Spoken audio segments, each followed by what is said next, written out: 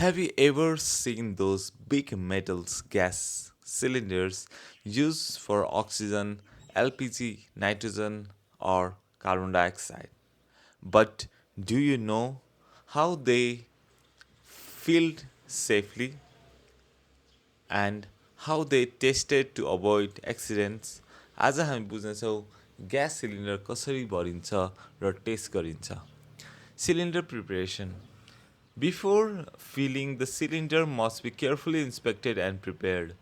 Visually inspected for dents, rust, or leakage, bulb condition check, level and tax verification, सिलिन्डरको अवस्था राम्रो छ कि छैन भन्ने कुरा सबैभन्दा पहिलो स्टेप हो.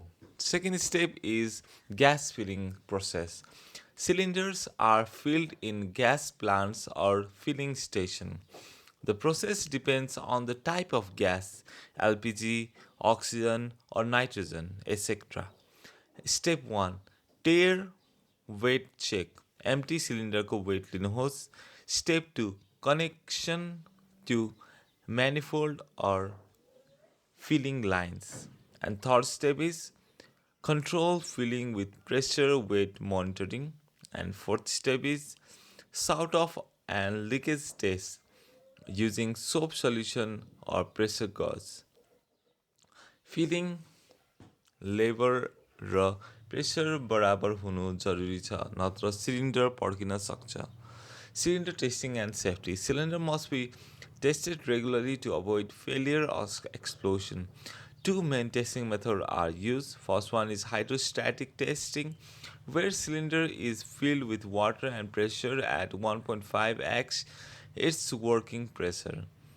Check for leakage, cracks, or any holes. यो टेस्टले सिलिन्डरको स्ट्रेन्थ कन्फर्म गर्छ.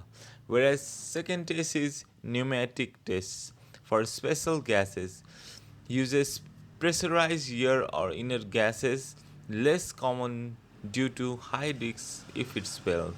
नेपालमा अधिकांश सिलिन्डरहरू पिरियोडिक हाइड्रो टेस्टको हिसाबले गर्नुहुन्छ भने 5 वर्षमा हरेक 5 वर्षमा गर्नुहुन्छ. After successful testing, cylinders are stamped with test date, next due date, identification mark. Mark नभएको सिलिन्डर प्रयोग नगर्नु जोखिमपूर्ण हुन सक्छ है त.